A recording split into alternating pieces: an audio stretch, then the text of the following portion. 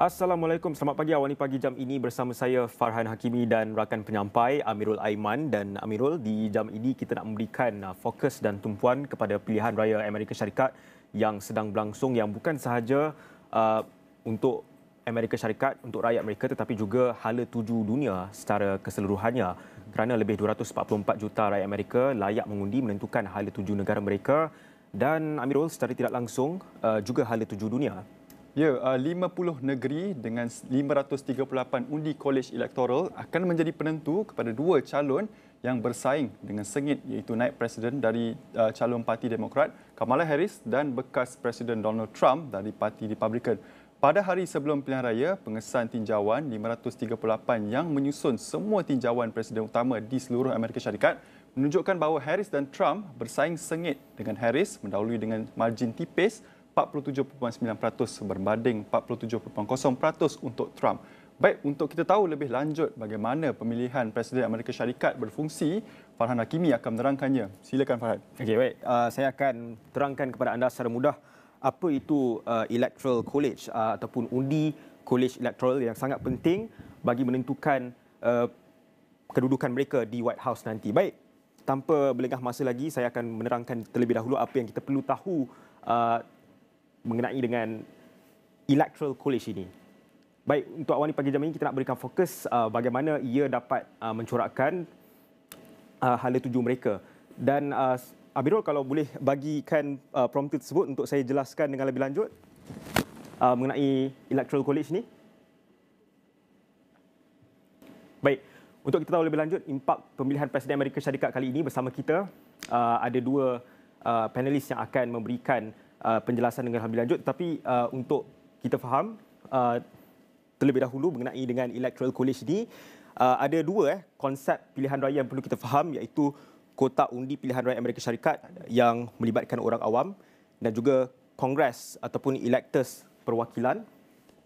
Dan ada 538 electoral college yang perlu untuk kita tahu, tetapi 270 sahaja yang perlu untuk mereka capai bagi kita lihat keunikan pilihan raya Presiden Amerika Syarikat ini. Baik, kedua adalah electoral college ini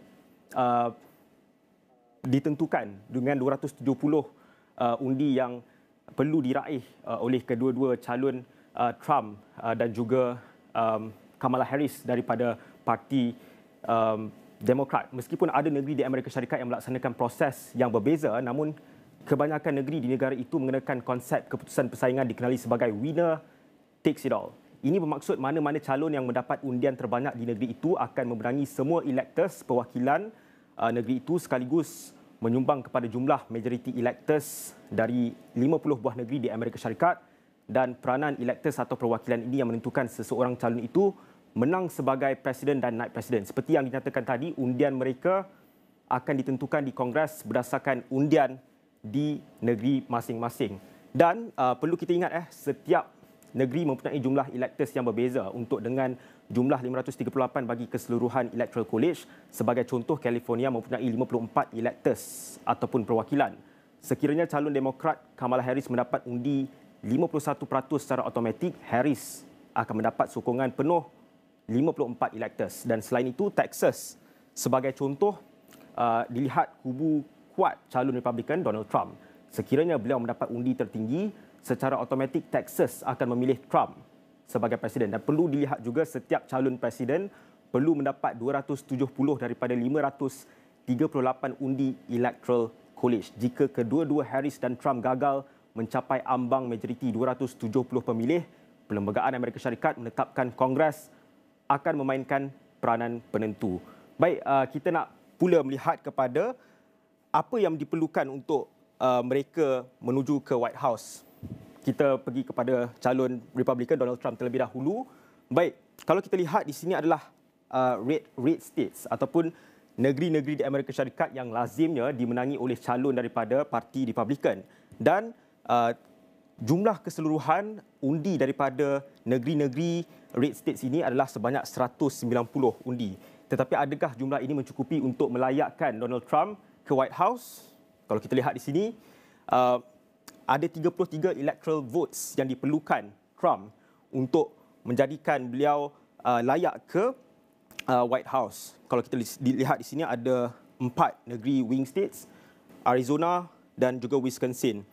Arizona yang kalau kita tahu merupakan negeri yang sangat penting kerana sebelum ini ia dimenangi oleh Biden pada 2020 yang merebut Arizona ini daripada calon Republican, dan Wisconsin yang menyaksikan kemenangan Trump pada tahun 2016 sebelum diambil alih semula oleh calon daripada Demokrat Biden. Dan ini adalah crucial toss-up states yang sangat penting untuk dimenangi oleh Trump. Kalau kita lihat di sini, Pennsylvania yang merupakan negeri swing states yang mempunyai jumlah undi yang diperlukan yang paling banyak di antara semua swing states yang ada, dan juga Michigan juga merupakan medan pertempuran yang penting ataupun battleground. Dan kalau kita sum up ke semua jumlah undi tersebut, adakah ia mencukupi? Masih tidak lagi mencukupi. Hanya 257 undi sahaja yang diraih.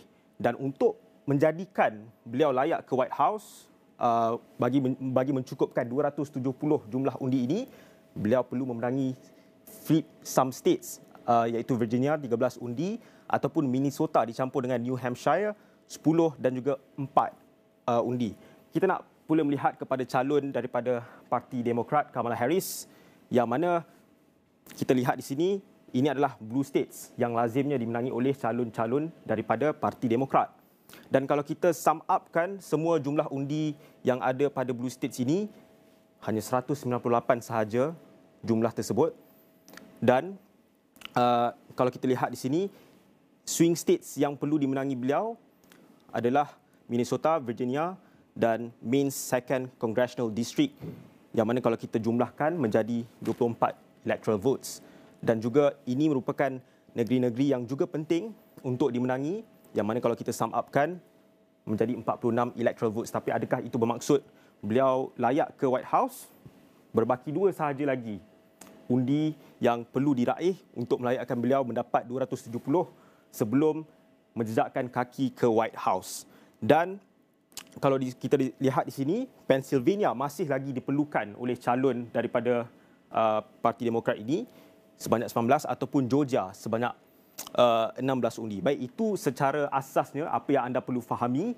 Tentunya untuk diskusi yang lebih lanjut, kita bawakan kepada anda 2 panelis kita yang akan menerangkan polisi ataupun impak kemenangan daripada kedua-dua calon ini. Amirul, mungkin boleh teruskan. Ya, terima kasih Fahan. Baik, untuk kita tahu lebih lanjut impak pemilihan Presiden Amerika Syarikat kali ini, bersama kita pagi ini ialah Saqib Sheikh, Felo Pelawat di Asian Strategi and Leadership Institute, dan Dr. San, Felo Kanan di Singapore Institute of International Affairs. So, Mr. Saqib, let's dive into the economy straight away. It is reportedly strong, but polls shows that most Americans feel that they're worse off financially than they did 4 years ago. So how much of a challenge does this perception create for Harris, and does it give Trump a real advantage, Mr. Saqib? Okay, I understand that Mr. Saqib is unavailable right now. Probably we could go straight to the question could be posed to Dr. San. Doctor,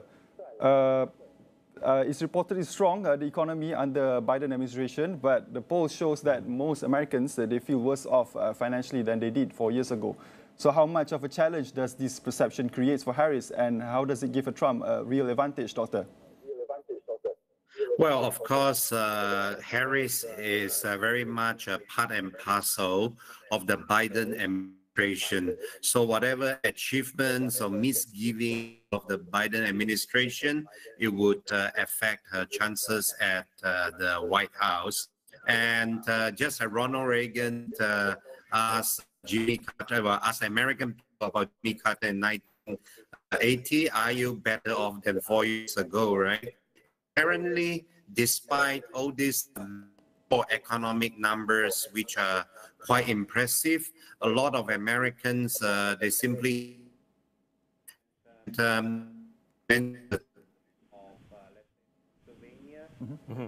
it sees state of Pennsylvania, a lot of its factory, for example, relocating to foreign countries, and there are a lot of unemployments, there are a lot of economic hardship in the state, and that's why there's also a substantial number of voters in Pennsylvania who are likely to vote for Trump, because Trump's idea is to protect American factories, America first, and so forth. Yeah.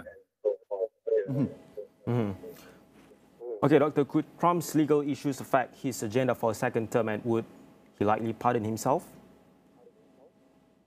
Well, I think if he is indeed president once again, a lot of his federal charges are likely to either, shall we say, go slow, or the new attorney general might even, just totally not proceed with those charges. I think there's no precedent for a sitting American president to pardon himself. But in any case, an American president can only pardon federal crimes. And so far, Trump has not been convicted of a federal crime. An American president cannot pardon so-called state crimes, such as those which Trump was convicted under New York law.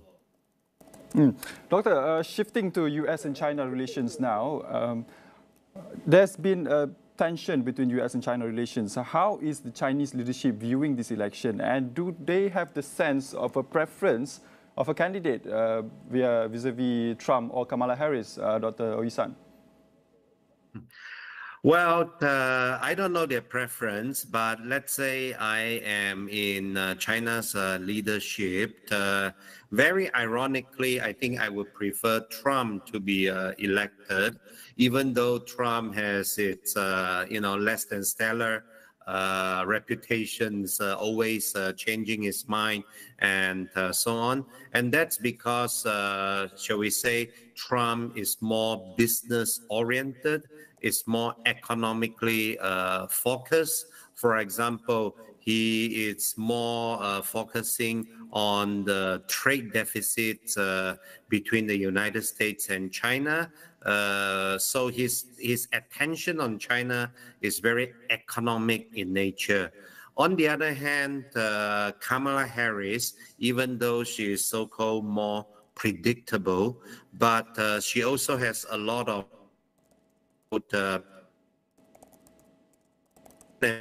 and very likely administration is likely to focus also on China's overall competitive advantages, China's human rights, and so on. And those things are very difficult to change. And therefore, China's leader, I would prefer Donald Trump instead of Kamala Harris to be elected. Yeah. Doctor, looking specifically at Trump's stance on China, he proposed tariff hikes up to 200% on Chinese goods. That's more than the Biden administration. Are Chinese officials genuinely concerned about this prospect, and do they see this as a credible threat, Doctor? Well, when you have a presidential candidate and future president talking about such things, you would need to take it seriously, right? But again, with Trump, everything is negotiable. This is his so-called opening price, right? It's 200% of tariff. But for example, if you make some concessions, you buy more American goods which are made in America and so on, well, he will lower it. I mean, Trump, after all, it's a very seasoned businessman. He will open high, but sometimes, he will close low. So it's negotiable with him. Whereas with, let's say, Harris administration, how are you going to negotiate about China's strategic advantage, let's say, in the South China Sea, or China's position vis-a-vis Taiwan and so on? Because for China, those positions are very difficult to conceive, whereas economically, well, everything is negotiable. Yeah, well, how worried do you think Zelensky would be if Trump possibly, cutting U.S. support for Ukraine? Well, I think Zelensky will be very worried, but it depends on what he wants.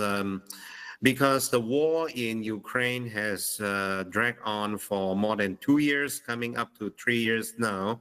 If Zelensky is really focused upon having the Ukraine being still the country before the Russian incursion or invasion, namely every inch of Ukraine's territory should be returned to Ukraine and so on, yeah, then he will be very worried because Trump, I think, is thinking about, let's say, Russia will be able to hold on to the territories it occupy, and therefore there could be some sort of settlement between the Russian and Ukrainian side. So if Zelensky is okay with that, it's okay with part of Ukrainian territory now under Russian rule, then, well, there's no worry. And in fact, there's prospect for peace.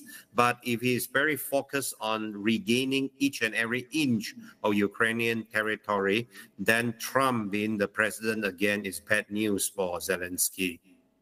Doctor, still within Europe, but I want to shift the conversation to NATO. Trump has repeatedly criticized NATO allies in the past for not spending enough for their defense. How concerned our NATO countries should be right now if there's a possibility for second Trump presidency? Would it affect their current defense, Dr. Ihsan? Well, Trump would like NATO countries to spend more on defense, because what is NATO? NATO is an American-led security alliance primarily to contain Russia. Trump felt that America has been spending too much defending these European allies, and it's time for the European allies to spend more money on their defense needs.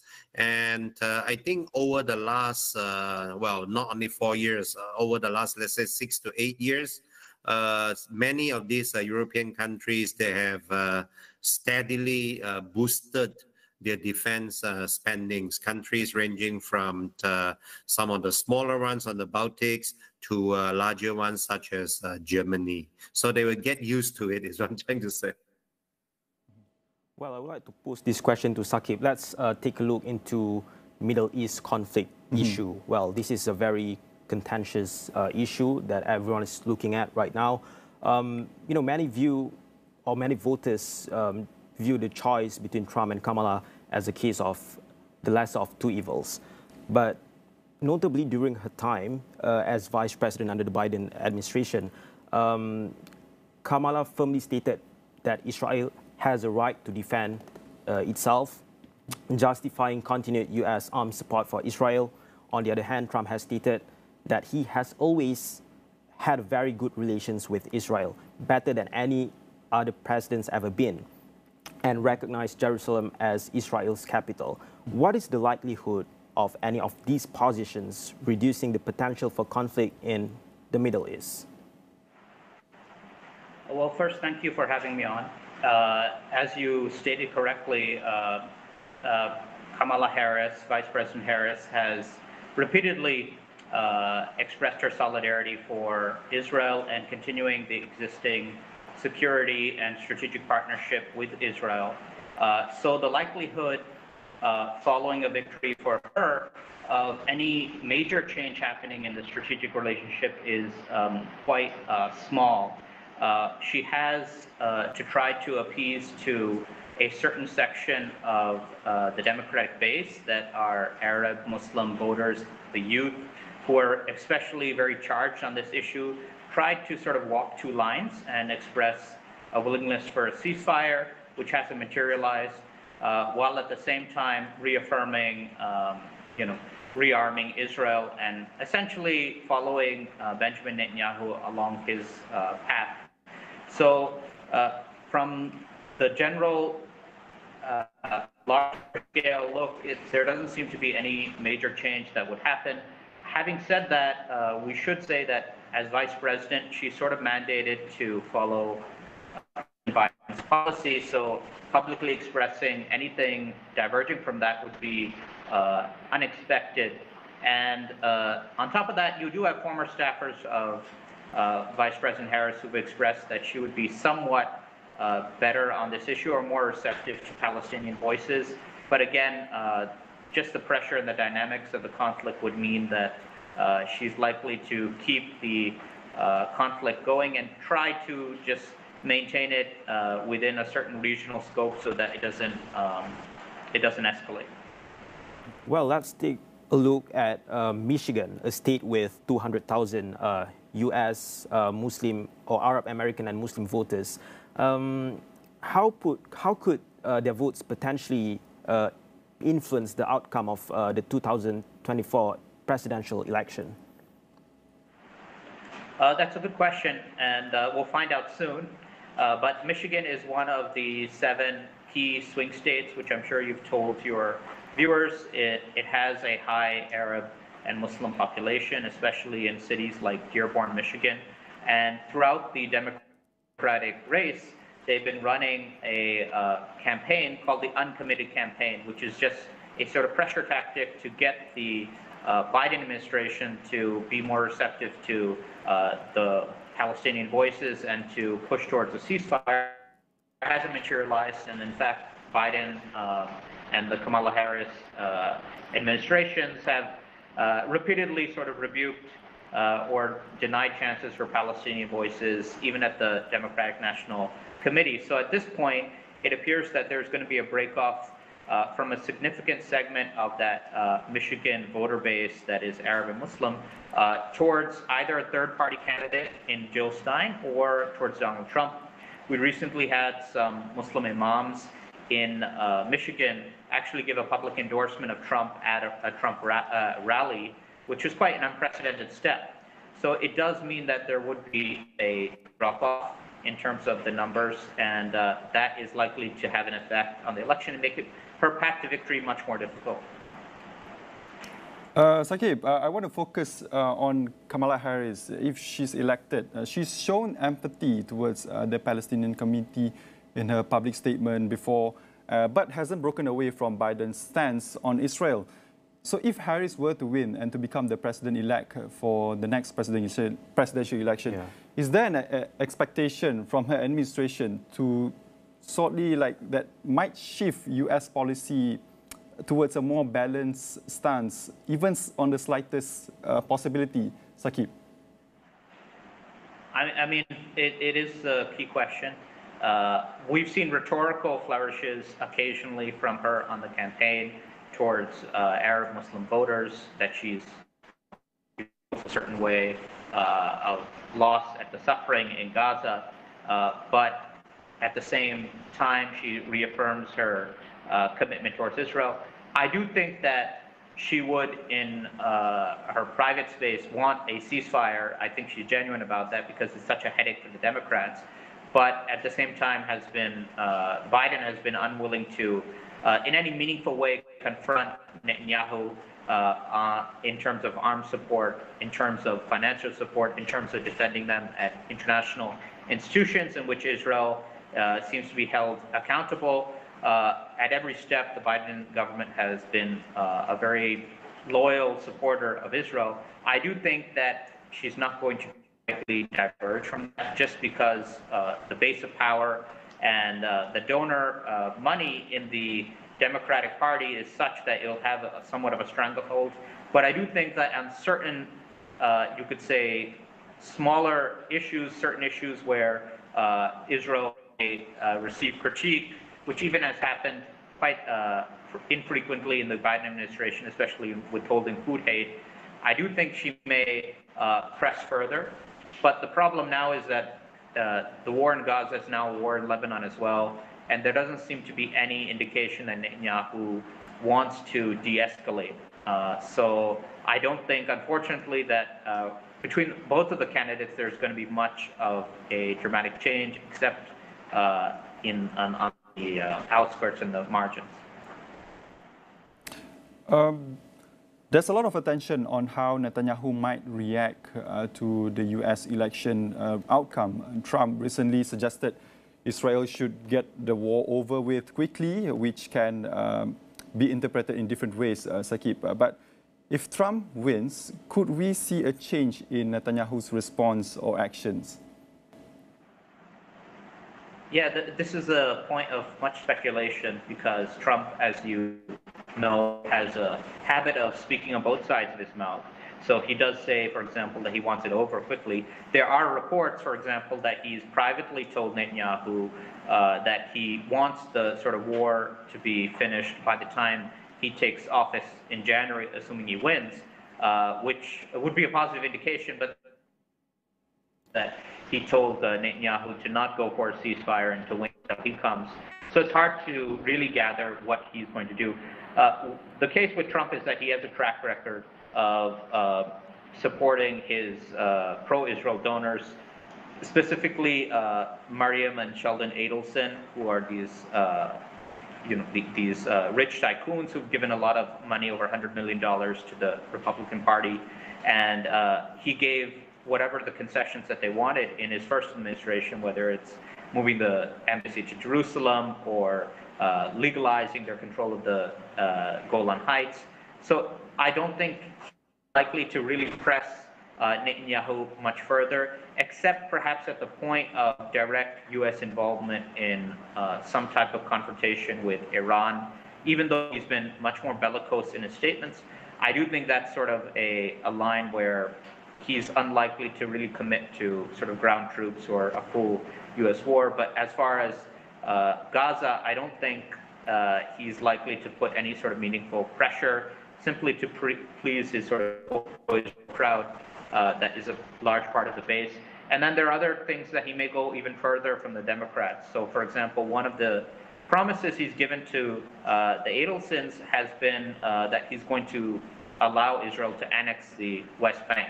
So many of the settlers in the West Bank right now are still considered by the U.S. to be illegally occupying, even though the U.S. By default sort of supports it. So he would allow a sort of full annexation. So on certain issues, he may even go further than even the Democrats have. Well, Saqib, there are more questions to come, but we are going to have a short break. Untuk penonton Astro AWANI, kita akan berhenti berehat seketika. Kita akan kembali selepas ini.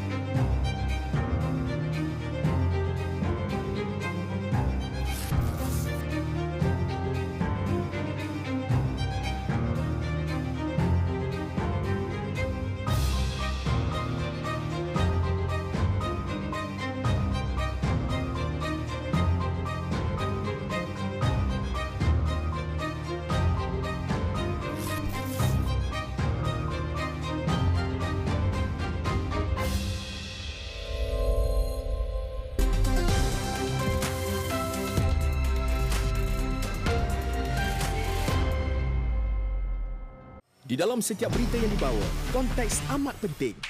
Cara kita mendapat berita kian berubah. Melalui media sosial maupun saluran digital yang lain serta kaca TV.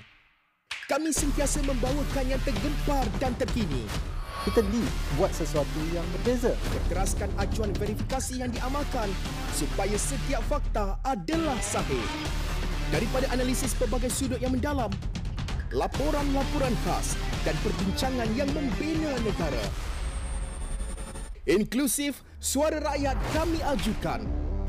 Keseimbangan persepsi kami pastikan.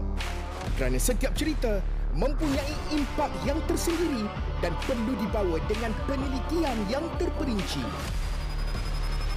Pastikan Astro AWANI menjadi pilihan anda tidak kira di mana sahaja anda berada. Saluran berita paling dipercayai di Malaysia. Jentera pasukan Unai Emery menuju ke Anfield. Mampukah Aston Villa menewaskan Liverpool? London kini dalam bayangan merah. Bolehkah Chelsea mendominasinya? Segalanya bakal terungkai secara langsung. Premier League eksklusif di Astro. Stream View from Saga with Love 2 di Astro. Saya kena balik Saga. Persimpangan antara cinta dan persahabatan. I dan Haji nak pergi road trip for our assignment. Saya nak pergi juga. Tapi saat tiba muka baharu, hati mula berubah. Kakak akan main. Saya suka dia. Kemanakah cinta bakal membawa mereka? I ada benda nak kena bagi tahu you. From Saga with Love 2, dapatkan view premium dengan RM4.99 bulan sekarang.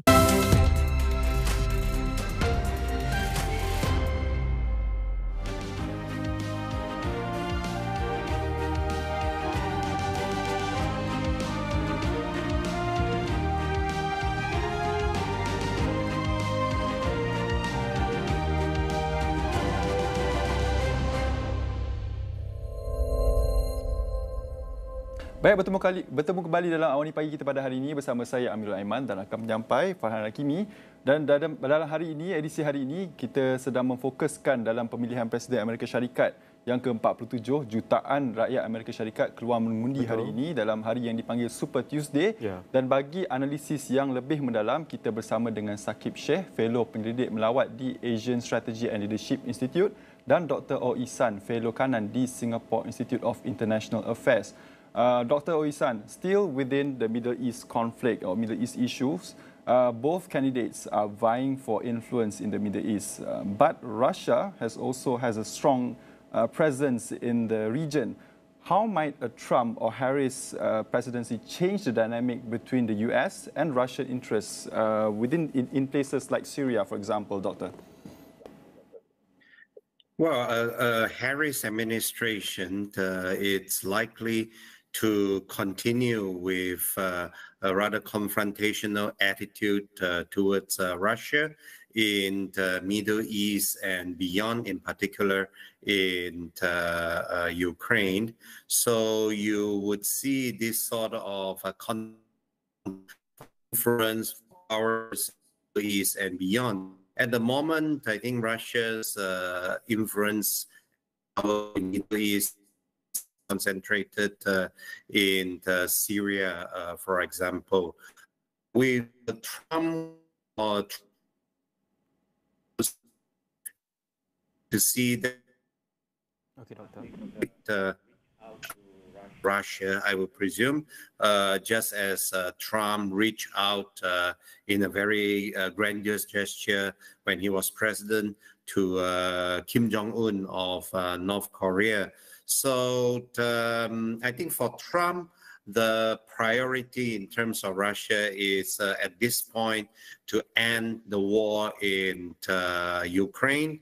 The terms for ending such a war may not be to the liking of President Zelensky of Ukraine, because Zelensky, as I said, I think would like to see each and every inch of Ukrainian territory be returned to Ukrainian control, whereas I think Trump's solution would entail a certain part of Ukraine be still under Russian control. Similarly, I think with the exception of Israel, a Trump administration would not have too much interest in terms of American presence or exertion of influence in the Middle East. So some of us may recall before the event in the early October last year with Hamas incursion into Israel. Israel and a number of Arab countries, including Saudi Arabia, they were at the verge of concluding the sort of a grand rapprochement, grand alliance, of even establishing diplomatic relations and so on. And I think a Trump administration is likely to push for that.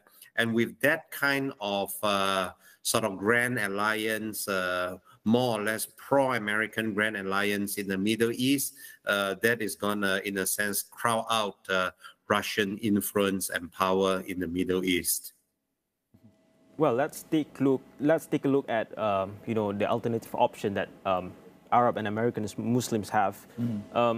They say some of them say that they want to stay uncommitted, or they want to choose the third party, which is Jill Stein. Well, how could Jill Stein's critical stance on U.S. defense policies and her firm opposition to Israel's actions in Gaza draw support from voters looking for an alternative to Donald Trump and Kamala Harris? Does her radical approach inspire confidence among voters, or does it simply highlight differences and split the vote without making a substantial impact, especially in swing states? Well, if I am an Arab American voter, I think I would be rather frustrated, right? On the one hand, as was mentioned just now, you see Kamala Harris, a potential administration, which is still very committed to the kind of strong support for Israel, despite calls for ceasefires in Gaza. And on the other hand, you have Donald Trump, which recognized Jerusalem as Israel's capital and tacitly approved of Israel's annexation of Golan Heights and so on. So, of course, then you would try to cast some protest votes, and in this case, towards some third-party candidate. But, of course, those third-party candidates perhaps would have very little chance of ever winning even a single state, the electoral college vote of a single state. So it would be just a sign of protest, but it would not likely to amount to much in terms of influencing the outcome of this presidential election. I mean, Arab Americans as a whole, if they vote for either Trump and Harris, they are going to make a huge difference, right? They are going to swing Michigan to either of these candidates. But they voting for a third-party candidate is unlikely to make a huge impact. Yeah. Well, let's go back to Saqib.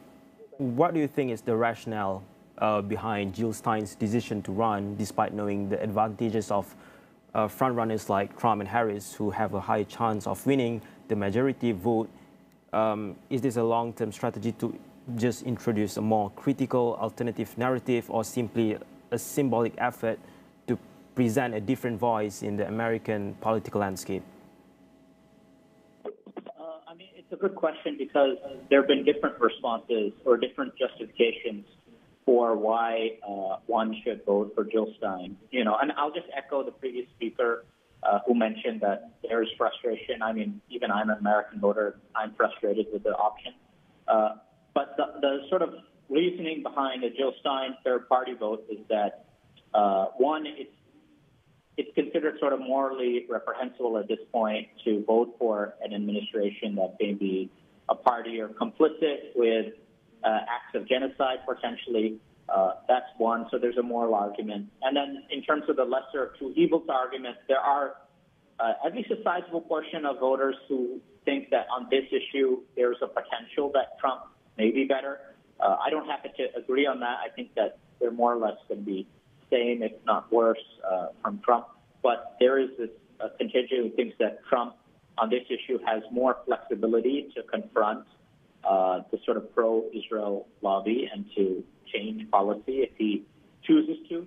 And then there is an aspect of how to be a sort of pressure group within the Democratic Party, and that if this happens to cost the Democrats an election, it'll lead to some type of reckoning and some type of reawakening within the Democratic Party by the next election, where you'll have Democratic elites being forced to sort of cater to the votes of those who are sympathetic to Palestinians and then move in terms of policy on this issue. Now, I happen to think that that is likely to happen anyways, because you just have a strong segment of the Democratic base that is very animated and is much more pro-Palestinian and skeptical of Israel than before. So I think that transition is going to happen. I just think that within the current elite, it's unlikely that they're going to take that lesson. What is most likely to happen in my scenario is that they'll blame Jill Stein for costing them the vote of this state, if not more states. And what we've seen in polls so far is that among Muslims and Arabs, that most of them tend to break around 40% to 40% for Kamala, 40% to Jill Stein. So most of them are breaking for a third-party candidate, which they see as sending a direct message. And that has been sort of endorsed by many key Muslim religious figures, political organizations.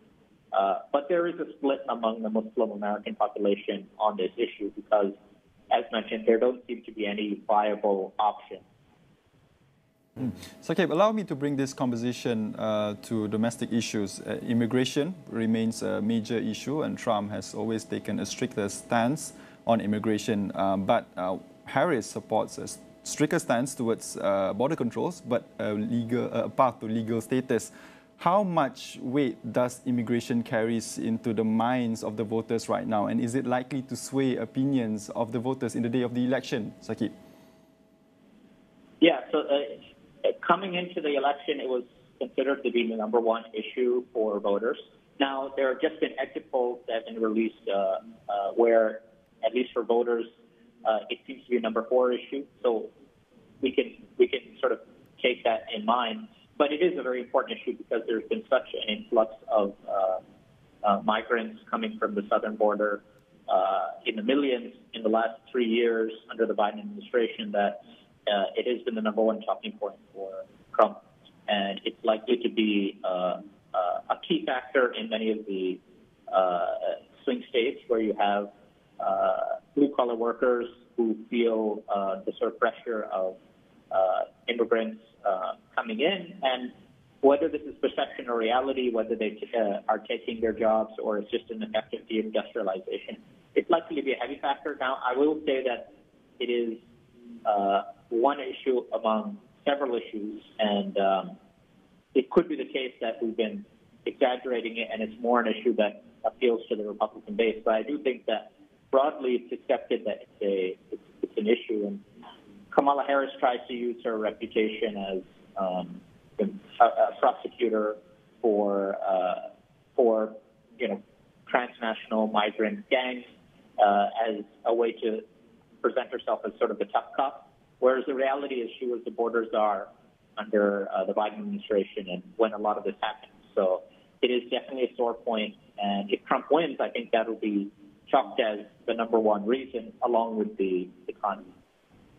Well, let's get back into the Middle East conflict issue. Well, there are also substantial amount of voters who are convinced that Kamala can bring change or at least impact, the issues that are currently going in the Middle East. And recently in one of her campaigns, Kamala has said that it is devastating, and as president, she will do everything that she can to end the conflict in Gaza, bring hostages home, end the suffering in Gaza, ensure Israel's security, and help the Palestinian people realize their rights to dignity, freedom, security, and self-determination. Is this statement genuine or simply just rhetoric meant to soften the blow, given that Americans and the international community hold the U.S. accountable for the ongoing conflict? The statement does not appear explicitly in the manifesto, which focus more on issues relevant to American citizens. I think that, I mean, actions speak louder than words, you know, and what we've seen is that the U.S. last 1 year has given over $50 to $60 billion, and that it has supplied arms, including 2,000-pound bombs that have ravaged many of the civilian areas in Gaza, that it's sort of gone along with much of what has happened there with ethnic cleansing. So I think that rhetorically she knows this is a sore point for her. I do think also that probably she is not as ideologically committed on this issue as Biden has been. So I do think there is some margin for difference there if she gets administration. And I'll also point out that it's very clear from the perspective of the Israeli administration, the government, that they would much prefer Trump than Kamala Harris, because there is a sense that with a Kamala Harris government that she would, at least rhetorically, be able to critique Israel, and on the more extreme policies, sort of buffer Israel's more expansionist policy.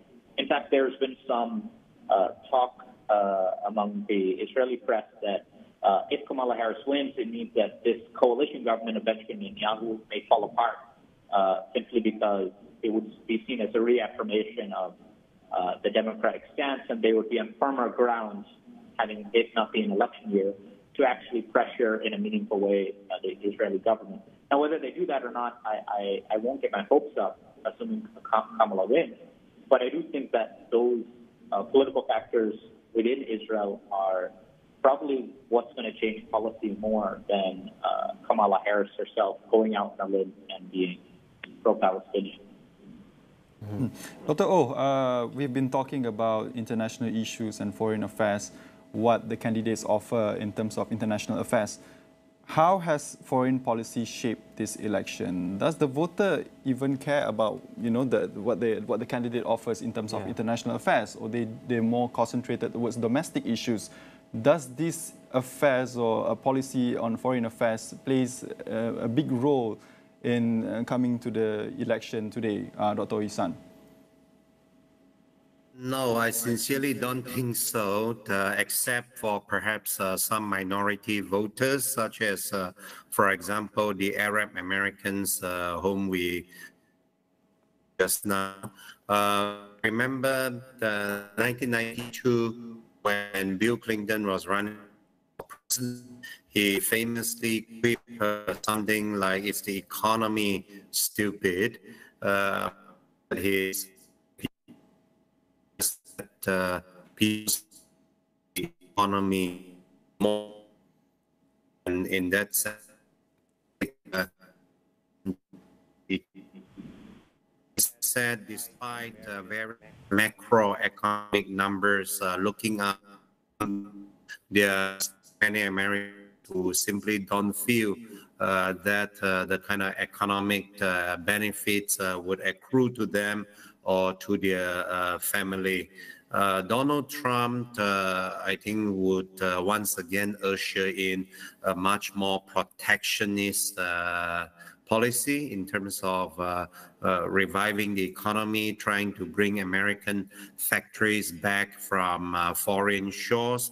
And that would, of course, have implications to trading countries such as Malaysia. We might encounter, for example, higher tariffs when we want to sell to the Americans.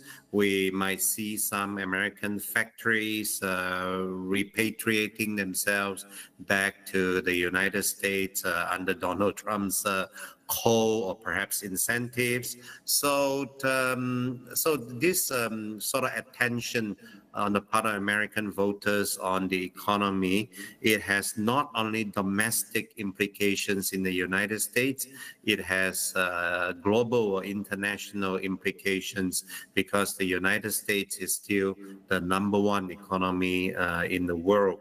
And other issues are, of course, such as border security, and it would affect states such as the swing state of Arizona. It depends on how people there would feel the urgency of beefing up the border security Of course, another state is Texas, but Texas, it's almost guaranteed to vote for Trump. So all these domestically oriented issues would impact more greatly upon the mind of the American voters, perhaps more than foreign policy. Dr. Oisan, still within the international foreign affairs, as you said before, that it doesn't play in the mind of the Americans when it's coming to the election day. But to us, the international community, it is a big thing. It is a big issue with America choosing the next president because they are, as you said before, economic superpower in the country, in the world. But do you see Harris as a stronger diplomat or Donald Trump? Well, it depends on how would you like to play or to practice diplomacy, right? I think with Kamala Harris, it will be a more conventional diplomacy style, trying to at the same time please and also warn some of these American allies and rivals of America on the international stage.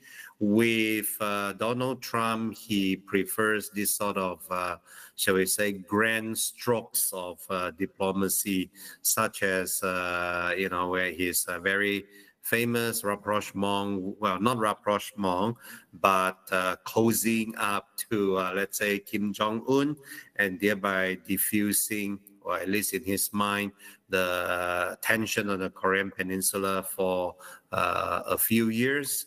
I would not be surprised if, he will have such grand strokes of diplomacy again, perhaps once again with Kim Jong-un, and perhaps even if President Vladimir Putin of Russia, with whom he is already acquainted. Yeah. Well, I would like to pose this question to Saqib as an American, perhaps, given you have seen rising political polarization, what steps do you think are crucial to be taken by both candidates, Kamala and also Trump, to